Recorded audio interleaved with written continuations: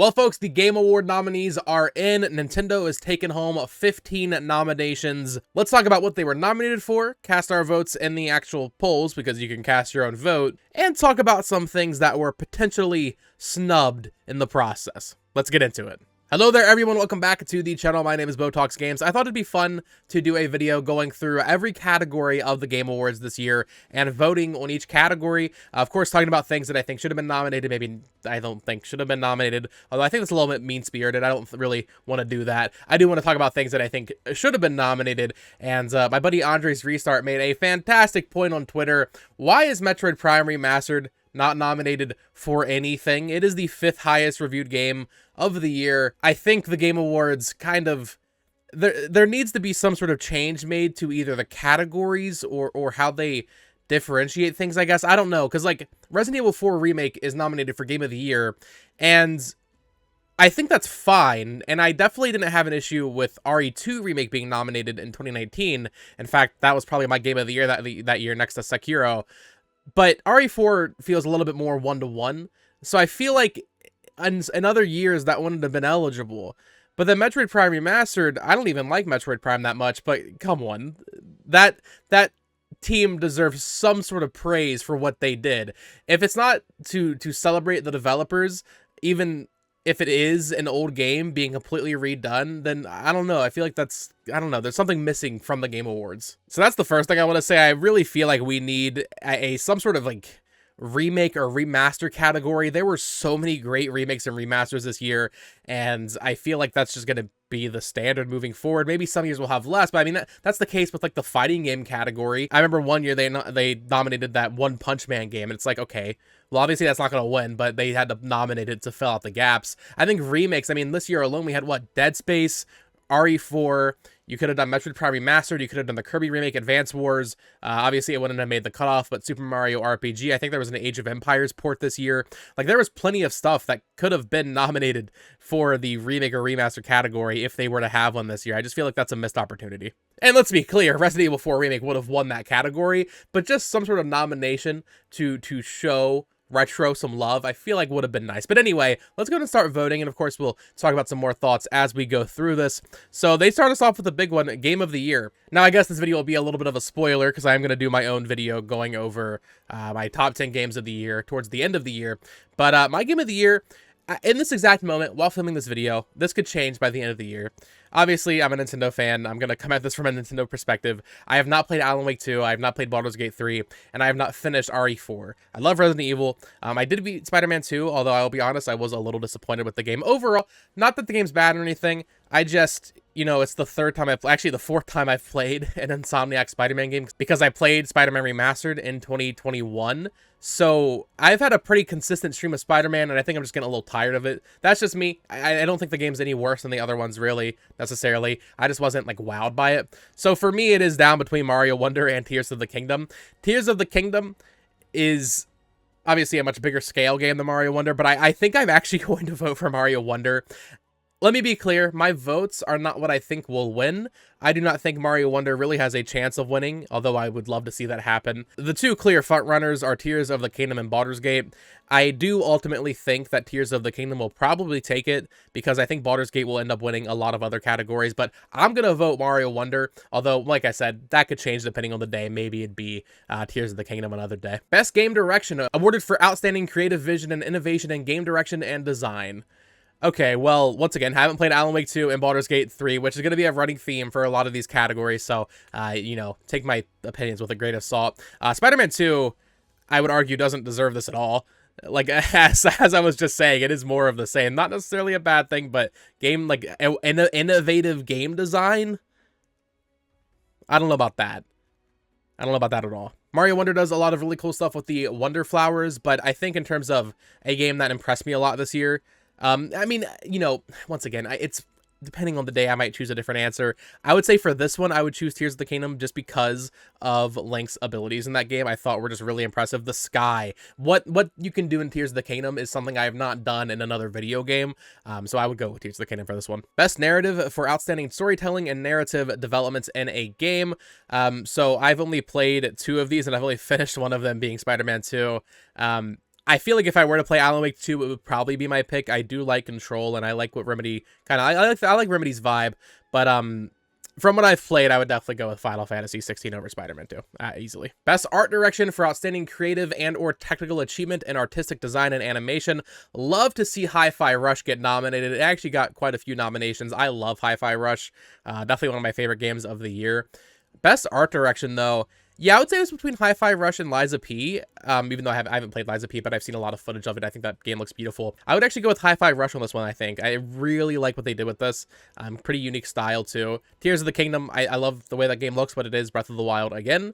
And then Mario Wonder. I mean, Mario Wonder looks fantastic as well, but I think I'm going to go with Hi-Fi Rush. Best score and music for outstanding music inclusive of score, original song, and or licensed soundtrack. This is a rough category because there are some clear snubs here. Octopath 2 being the obvious thing, but our options are Alan Wake 2, Baldur's Gate 16, Hi-Fi Rush, and Tears of the Kingdom.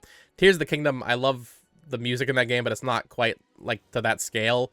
Honestly, I think this is a rough category. I think Fire Emblem Engage also should probably be here, and I'm sure there are other more, you know, like Xbox or PlayStation games that should be too.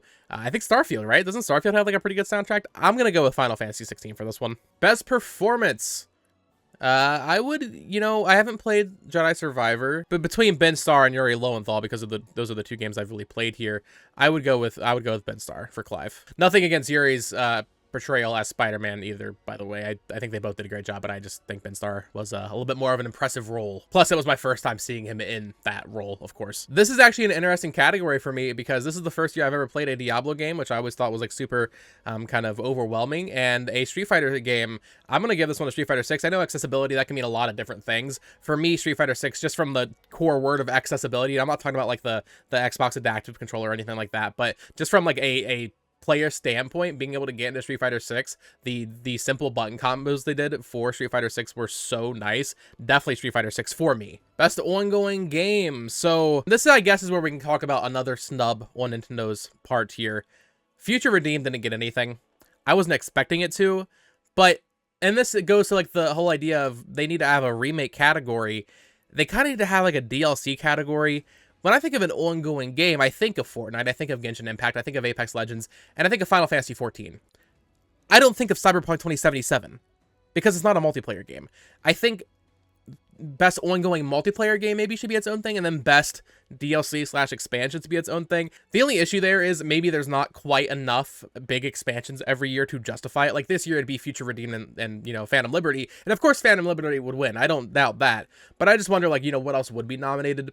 But yeah, nothing for Future Redeemed is insane here. That is the best DLC I've ever played. Truly a fantastic experience all the way through. Really should have been sold as its own game, but regardless, you know, the Game Awards, they don't like these JRPGs, of course.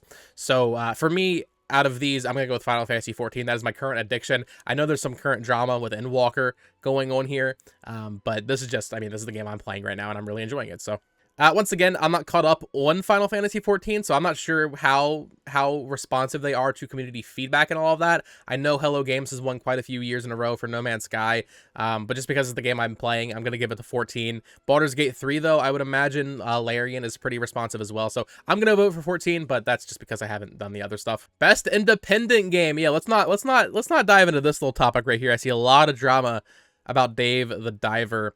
I haven't played any of these games, and I feel really bad about that because all of these I think look fantastic. Specifically Cocoon, Sea of Stars, and Viewfinder I really want to get to. I was surprised to not see Pizza Tower on here, as well as Humanity. I don't know if Humanity would apply, although if Dave the Diver does, certainly that. I'm not sure if anybody owns the studio that makes like Tetris Effect and I can't remember their name, but for me, having not played any of them, I'm not going to vote because I don't think that's fair, but I think I probably would vote for Sea of Stars, and also my prediction would be that Sea of Stars is clearly going to win this. Oh, here we go. Best debut indie game. Yeah, Pizza Tower. Yeah, that's definitely... There you go. There it is. Best mobile game, Ever Crisis, Hello Kitty Island Adventure. Well, I haven't played any of these either, but I think Honkai Star Rail has it in the bag. Monster Hunter Now, no. Maybe Ever Crisis, but it'll probably be Honkai for sure. Best action game, and this is also where it gets a little weird. Final Fantasy 16 and Lies of P are not in this category. and this is where they belong. But for me, I mean, out of these, it's obviously Hi-Fi Rush. I mean, Hi-Fi Rush was just such a refreshing, fun rhythm action game. Have not gotten too deep into Armored Core. Honestly, I didn't love what I played of it, but I'm sure if I got more deep into it, I would. But yeah, that's definitely Hi-Fi Rush. Best action adventure game. For the best action adventure game combining combat with traversal and puzzle solving, I mean, yeah, this is clearly Tears of the Kingdom. Best RPG, yeah, this is what I was talking about. Definitely a weird category. No Octopath 2, which is one of the highest reviewed games of the year. Really weird. And then, I'm sorry, Final Fantasy 16 and Lies of P don't belong here. They just don't. Although, since it is in the category, I guess I'm voting for Final Fantasy 16. I understand that Final Fantasy 16, like, yes, technically it's an RPG, but, like, are you going to argue that Spider-Man's an RPG? Because if that's the case, it should have been nominated. Because it has all the same systems, level ups, there's a skill tree, like, it's the same thing. So, the RPG term, it's kind of like the indie debate with Dave the Diver. It's like, what does RPG really mean? Tears of the Kingdom is technically an RPG. You're playing a role, but I don't, like, let's be honest here. Final Fantasy 16 and Lies of P, those are action games. Best fighting game, God of Rock. What is God of Rock? Nickelodeon All-Star Brawl 2, but that wasn't even out. Would that have made the cutoff? That's crazy. I haven't played Mortal Kombat 1, so my vote defaults to Street Fighter 6, although I think I'd probably pick Street Fighter 6 over MK1 just because of the accessibility, like I mentioned, but I'm sure Mortal Kombat 1's great. Best family game. Love to see Illusion Island getting some love here. This game, you know, it's not like incredible or anything, but it's a really solid, fun, great game for the family, which is what this category is. Pikmin 4, Sonic Superstars, and Mario Wonder. Now, just basing it on the fact that I gave Game of the Year in my voting to Mario Wonder, you would think I would vote for that here. And this is where I do think Mario Wonder will win, because I don't think it's going to win Game of the Year. I think it will win Best Family Game. I'm going to vote for Pikmin 4 here, just because I want to show some Pikmin 4 love. Pikmin 4 is downright incredible. Frankly, in any other year, I think it probably would have been nominated for Game of the Year. It was just such a competitive year that there was no space for it. But yeah, it's going to be Pikmin 4 or Mario Wonder. It's going to be Mario Wonder. But I'm going to vote for Pikmin 4 just because I want to show Pikmin some love here. Not a huge fan of Advance Wars, and I mean, Pikmin, yeah, it's a strategy game, but if you want some really good strategy stuff out of the three I've played here, at least the Nintendo ones, Fire Emblem Engage is the clear winner. Some of the best maps we've seen in a modern Fire Emblem game since Awakening, really.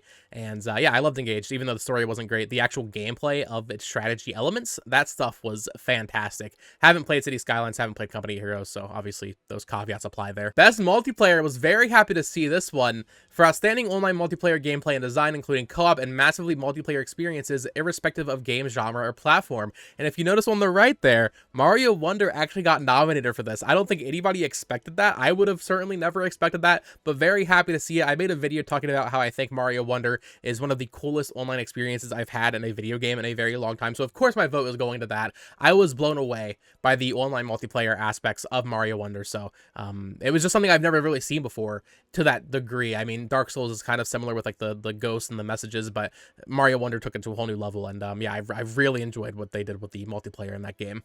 Best adaptation. So this is cool. I've actually seen well, I've seen 3 of these things. I've seen Gran Turismo, Last of Us, and the Mario movie. Gran Turismo, I liked it. I'm going to be honest. Based on a true story, I have to admit, but I did like it. No, I think it's between Last of Us and Mario movie here. I wouldn't be shocked to see Mario win, but I mean, come on. It's good. My pick is The Last of Us. I wouldn't be that surprised if Mario takes it just because of how much hype that movie had, but in terms of a quality adaptation, having not seen Castlevania or Twisted Metal, The Last of Us is the clear winner of these for me. Most anticipated game. This is a funny one because what happened? I feel like right now we don't really know much about what's coming out from Sony. Where's Hellblade? I feel like that certainly should be on here, or even Avowed. Just a weird list of anticipated games. Nothing against any of these games, by the way. I'm sure they're all going to be great. Star Wars Outlaws, that's the one people are really kind of clowning on Twitter. I think that game actually looked pretty cool. It's a Star Wars game. It'll certainly... objectively, it probably is the most anticipated game because it will sell more than any of these other games. But I don't know. Are people really sitting there just like fiending for Star Wars Outlaws right now? Same thing with Like a Dragon Infinite Wealth. I'm a blooming Yakuza fan now. I just finished Kiwami a few months ago, so I need to play Kiwami 2. It comes out in a month. And I guess the same could be said of Rebirth, but I don't know. I feel like this category used to be like, okay, this game's coming out in 2 years. And like, that's exciting. Like Elden Ring, I think, was nominated 1 year in like 2020, that kind of thing. All of these games should be out within the next like 6 months, which I guess in of itself is exciting. But I don't know. It's so imminent that's like I'm not voting for Tekken, bro. It's the clear winner's Final Fantasy VII and Rebirth. I don't want to be mean to these other games. I'm super excited for Hades, but it's 7 or Rebirth. Okay, I'm kind of skipping through some of these categories because I truly do not care about esports athletes. Shout out to them for doing what they're doing. I respect the hell out of that. Just not my scene. I don't know anything about it. And that's actually it. And on this page here, you can kind of see what you nominated for each thing. And I skipped a couple because obviously I hadn't really played them. Yeah, some really cool stuff here. You know, it's sad that Future Redeemed didn't get anything. It's sad that Octopath 2 didn't get anything. And I'm sure there are other things I'm not remembering. But overall, I'm really happy Mario Wonder got nominated. I did think I would be waking up to the nominees this year and like making a video talking about how Mario Wonder got snubbed. I'm going to be honest. I went into this morning thinking that. So that's exciting. It certainly deserves to be nominated for Game of the Year, and I'm glad it did. But yeah, I'm curious to see what actually wins. It's gonna be Tears of the Kingdom or Baldur's Gate, but I'm also curious what will win Best Narrative, Best Art Direction, that kind of stuff, Best Indie Game. Like those things are very exciting to me. I know some people think the Game Awards are nonsense and they don't really matter, and yeah, I guess in the grand scheme of things they don't. But I don't know. As someone who's so involved with not just Nintendo, but following PlayStation, following Xbox, and the games industry as a whole, I think it's nice to have, you know, despite its issues, have a central event every year that's just to kind of talk about games and appreciate them while also seeing some cool trailers, of course, don't get me wrong. I just wish, like I said, maybe get a remake category next year. I feel like that's desperately overdue, but I digress. Let me know your thoughts down in the comments below. What do you think of the nominees for this year's Game Awards? What would be your pick for Game of the Year? What would be your pick for really any of these categories? Let me know your thoughts in the comments below. Of course, subscribe here for more Nintendo Switch news, reviews, discussions, all that fun stuff. I will be covering the Game Awards when they happen. I do expect a Nintendo announcement. I made a video talking about that yesterday, actually, so go check out that to see what I think could be announced from Nintendo at the Game Awards in December. And until next time, folks, peace!